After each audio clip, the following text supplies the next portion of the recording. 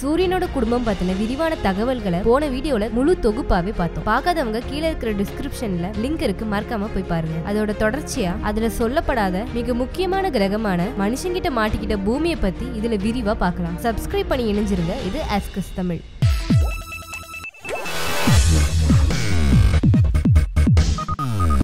4.6 billion வருஷத்துக்கெல்லாம் முன்னாடி நம்மளோட Milky Way கேலக்சியும் பக்கத்துல இருந்த டுவார்ஃப் கேலக்சியும் மோதன இம்பாக்ட்னால உருவானதுதான் நம்ம சோலார் சிஸ்டம். சோலார் சிஸ்டத்தோட நட்சத்திரமான சூரியனோட தூசி துகள்கள் மற்றும் பாறைகள் மாதிரியான பொருட்கள் எல்லாம் ஒன்னா சேர்ந்து உருவானதுதான் கிரகங்கள். மார்ஸை விட 2 சிறிய கோள்கள் மோதிக்கிட்டு உருவானதுதான் பூமி. அந்த மோதல்ல ஏற்பட்ட டிப்ரீஸ்னால உருவானதுதான் நிலவு. சூரியன் கிட்ட இருந்து வந்த பொருட்களால உருவானனால பூமி இப்ப இருக்கிற வீனஸ் கிரகம் மாதிரி ரொம்ப வெப்பமயமான கிரகமா இருந்துச்சு. காலப்போக்குல asteroids, comets மாதிரியான பொருட்களோட மோதல் காரணமா பூமி குளிர்ச்சி அடைஞ்சிச்சு. அப்படி வந்து ஏதோ ஒரு காமெட் மூலமா தான் பூமிக்கு நீர் வந்துச்சு. ஏன்னா நீர் பூமிக்கு சொந்தமானது இல்ல. சூரிய குடும்பத்திலே பூமி மட்டும் வித்தியாசமான கிரகமாவும் நம்ம வாழ தகுதியான கிரகமா இருக்க ஒரே காரணம் பூமியோட சேர்ந்து உருவான இத்தனை கிரகத்துல சூரிய குடும்பத்தோட எந்த கிரகத்திலையும் நீர் திரவ வடிவுல இல்ல. அதுக்கு காரணம் பூமி மட்டும்தான் ஹேபிட்டபிள் சோன்னு சொல்லப்படுற சூரியன்ல இருந்து சரியான தொலைவுல உயிர் வாழ தகுதியான இடத்துல இருக்கு. இந்த ஹேபிட்டபிள் சோன்னு சொல்லப்படுற இடத்தை விட்டு சூரியனுக்கு அருகில போனா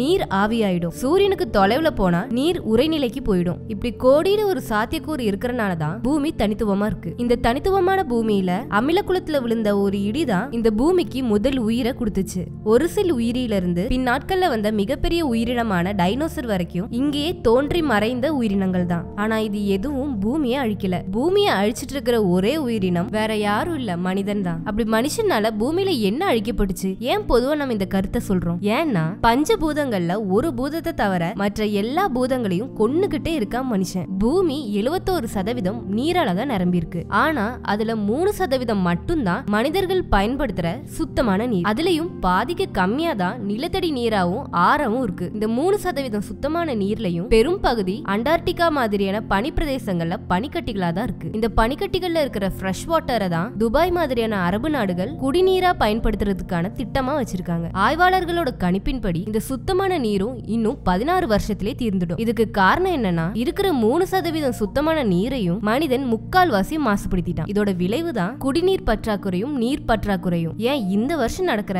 இந்தியன் பிரீமியர் லீகான IPL போட்டி பெங்களூர்ல நடக்க இருக்கிற அனைத்து போட்டிகளும் வேற இடத்துக்கு மாற்றப்பட்டுச்சு. குடிக்கிற நீர் தான் இந்த நிலைமைனா கடல் நீர் இன்னும் மோசம். சுத்தமா இருந்த கடல்கள்லயும் குப்பைகளை போட்டு கடலையும் மாசுபடுத்தி வெறும் 500 வருஷத்துல கடல்வாழ் உயிரினங்கள் 15 இனங்களை மொத்தமாவே இல்லாமாக்கிட்ட மனுஷன். குடிநீரையும் மாசுபடுத்தி கடல் நீரையும் மாசுபடுத்தி மிகப்பெரிய அழிவை நோக்கி போயிட்டு இருக்கு மனித இனம். மனிதன் தன்னோட பயன்பாட்டுக்கும் தேவைக்காக மட்டுமே பூமியோட மொத்த நிலப்பரப்பையும் கையகப்படுத்த ஆரம்பிச்சிட்டான். இருக்கிற நிலப்பரப்பு பத்தாம கடல்கள் மேலையும் ஏரிகள் மேலையும் குடியிருப்புகளை ஏற்படுத்தி குடியேற ஆரம்பிச்சிட்டான். உதாரணத்துக்கு சமீபத்துல வந்த சென்னை வெள்ளம் ஏரி மாதிரியான நீர்பரப்புக்கு மேல நிலங்களை அமைச்சு குடியேறினதுதான். இது நமக்கு ரொம்ப கிட்ட நடந்த ஒரு உதாரணம். இது மாதிரி உலகம் பூராவும் இருக்கு. 1970 பூமி தன்னோட கொள்ளளவான 3.7 பில்லியன் மக்கள் அளவு அடைஞ்சிருச்சு. மக்கள் தொகை பெருக்கம்தான் பூமியோட வளங்கள் அழிய முக்கியமான காரணம். உதாரணமா பூமியில நமக்கு கிடைக்கிற ஆக்சிஜன்ல கிட்டத்தட்ட 6% உற்பத்தி பண்ற உலகத்தோட மிகப்பெரிய மழைக்காடான கிட்டத்தட்ட 55 லட்சம் ஸ்கொயர் கிலோமீட்டர் பரப்பளவு கொண்ட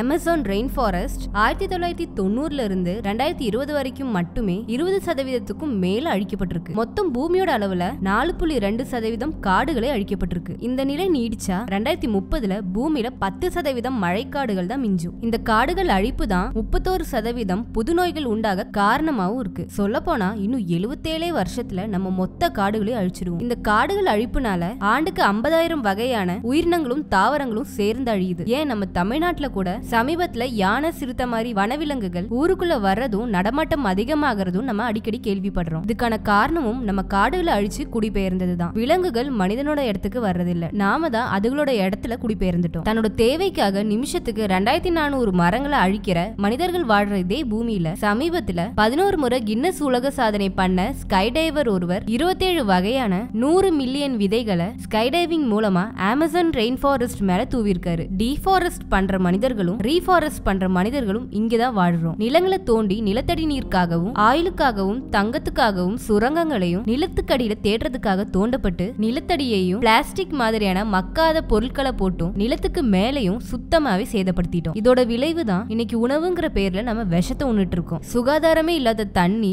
ரசாயனம் கலந்த உணவு இப்ப மாசுக்கு நடுவுல காற்றையும் சுவாசிச்சுட்டு இருக்கோம். முன்னாட்கள்ல தீபாவளி மாதிரி பண்டிகை நாட்கள்ல மட்டும் கேள்விப்படுற காற்று மாசு இப்ப பழக்கமாவே மாறிடுச்சு. உலகளவுல ஆண்டுக்கு 67 லட்சம் மக்கள் இந்த காற்று மாசு சம்பந்தப்பட்ட காரணங்களாலே உயிரிழக்கிறாங்க. டெல்லியில ஏற்படுற காற்று மாசு சம்பந்தமான செய்திகளை கேள்விப்படாத இந்தியர்களே இருக்க முடியாது. அதனாலதான் இந்தியாவுக்கு காற்று மாசுல 8வது இடம் கிடைச்சிருக்கு. இந்த காற்று மாசுக்கான காரணம் தொழிற்சாலை வெளியேற்ற புகையும் வாகனங்கள்ல இருந்து வெளியேறும் புகை மட்டும் தான் காரணம்னு நினைச்சிட்டு இருக்கோம். ஆனா நம்ம வீட்டுல அன்றாடம் பயன்படுத்துற ஏசி, ஃப்ரிட்ஜ் கூட காரணம் தான். ஓசோன் லேயர்ல ஓட்ட விழுந்ததுக்கும் வீட்டுல பயன்படுத்துற ஃப்ரிட்ஜுக்குமே ஒரு கனெக்ஷன் இருக்கு. காற்று மாசுபடுறதும் காடுகள் அழிக்கப்படுறதும் வளிமண்டலம் மாசடைய ஒரு முக்கியமான காரணம். இது அதிக அளவு carbon di oxide, nitrogen oxide போன்ற வாயுக்களை வெளியேற்றனால கிரீன் ஹவுஸ் கேஸ் உருவாகுது. இது பூமியோட காலநிலை மாற்றத்துக்கு காரணமா இருக்கு. அதாவது கணிப்புக்கு முன்னாடியே வர கோடை காலமாகட்டும், சரியான நேரத்துல பொழியாத மழைக்காலமாகட்டும், இது எல்லாத்துக்குமே இந்த மாசுபடுதல் தான் காரணம். இதனால பூமியோட பருவநிலை சுழற்சியவே நம்ம குழப்பத்துல அழுத்திட்டோம். பூமியை ஆய்வு பண்றதுக்காக மனிதனால அனுப்பப்பட்ட ராக்கெட்களும் செயற்கைக்கோள்களும் இப்போ விண்வெளியில குப்பைகளாக சுத்திட்டு இருக்கு. இந்த குப்பைகள் 1 2 இல்ல 9000 டன் குப்பைகள். இந்த குப்பைகள் வருங்காலத்துல பூமியை மூடுற அளவுக்கு ஆபத்தா மாறுன்றதுதான் அதிர்ச்சியான உண்மையே. சுத்தமா இருந்த விண்வெளியும் மனிதனால குப்பை கூடமா மாறிடுச்சு. இப்படி இந்த 4 பூதங்களும் மனிதனால அழிக்கப்பட்டு பேராபத்துல இருக்கு. ஆனா 5வது பூதமான நெருப்பு மட்டும் மனிதன் ஒண்ணுமே பண்ணல. ஏன்னா 6 அறிவு உள்ள மனிதனுக்கு நெருப்பு தனக்கு ஆபத்தானதுன்னு தெரியும். அதனாலதான் பஞ்சபூதங்களை அழிச்சிட்டு நவகிரகத்தை தேடி போயிட்டு இருக்கான். ஆமா, ஸ்பேஸ் எக்ஸ் மாதிரியான நிறுவனங்கள் செவ்வாய் கிரகத்துல குடியேறதுக்கான திட்டத்தையும் வகுத்துட்டாங்க. பூமி மாதிரி இருந்த செவ்வாய் கிரகத்தை திருப்பி பூமி மாதிரியே மாத்த முயற்சி பண்ற மனுஷன் பூமியை பூமி மாதிரி வச்சிருந்தாலே போதும்.